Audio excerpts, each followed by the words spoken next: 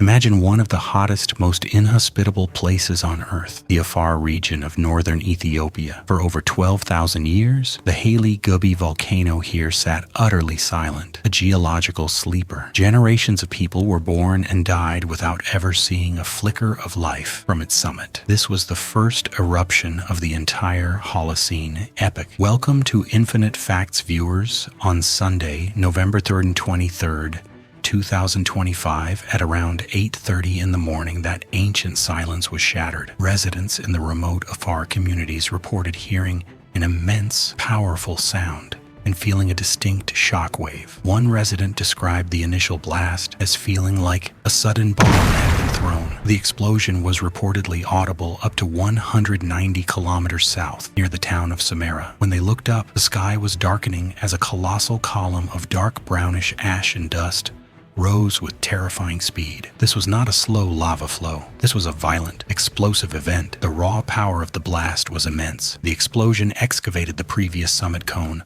leaving behind a massive new crater about 200 meters across. Field teams later found that volcanic blocks, some weighing an estimated 100 kilograms, had been hurled more than 50 meters from the crater's rim. The most immediate and dangerous product was the ash plume itself. This was a subplinian eruption, meaning it launched material to extraordinary heights. Initially, satellite data tracked the ash rapidly reaching 13.7 kilometers, 45,000 feet above sea level. It didn't stop there. The plume continued to climb, eventually reaching a maximum height of 15.2 kilometers, 50,000 feet. That altitude puts it squarely in the path of long-haul international jetliners. Experts confirmed the eruption released approximately 220,000 tons of sulfur dioxide, SO2 gas into the upper atmosphere. Devastation. The force generated a pyroclastic density current, PDC, a low-lying, fast-moving cloud of superheated gas and ash. Satellite images showed this deadly current moving up to 130 kilometers to the north, spreading laterally across the flat landscape. Anything in the path of this superheated flow would have been incinerated instantly. Because the ash plume punched so high into the atmosphere, it was immediately caught by high-altitude winds, turning a local crisis into a global aviation nightmare. Within hours, the cloud had swept across the Red Sea, and satellites were tracking it rapidly drifting east over several nations: Yemen, Oman,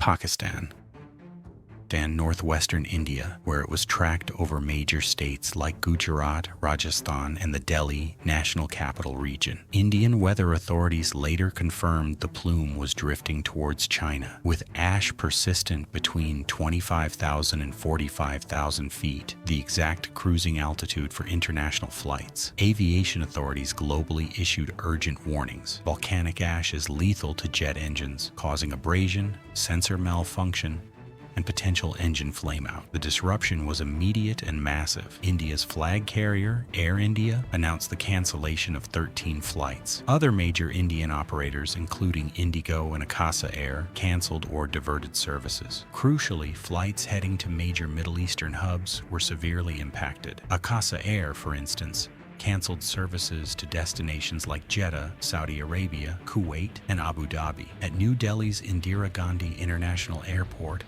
at least 7 international flights were canceled and more than a dozen were delayed. The globe's most crucial flight corridors had been forced to shut down, all because of an eruption in a remote desert thousands of kilometers away. The 12,000-year mystery. Why did it wake up now? Why, after millennia of deep slumber, did Hayli Gubbi suddenly explode? The answer lies in the deep plumbing of the Afar Rift, where the African and Arabian plates are tearing apart. Hayli Gubbi was likely woken up by its hyperactive neighbor, the Erta volcano, which is Ethiopia's most active center. Months earlier, in July 2025, the system began to stir. Explosive activity at Erta was followed by a massive dike intrusion, a vertical sheet of magma that propagated underground southeast directly toward Hayli Gubbi. New fissure vents opened, with the furthest one reaching within 2 kilometers of the Hayli Gubbi crater. This proved that the volcanoes are connected in a single high-pressure system. This new magma pushed its way toward the surface of the dormant volcano. From July 25th until just days before the eruption, November 18th, satellite imagery showed an anomalous white cloud, intense steaming and degassing in Hayli Gubbi's crater. The rising superheated magma likely encountered the local groundwater. When water flash boiled into steam upon contact, the pressure became too great, resulting in the massive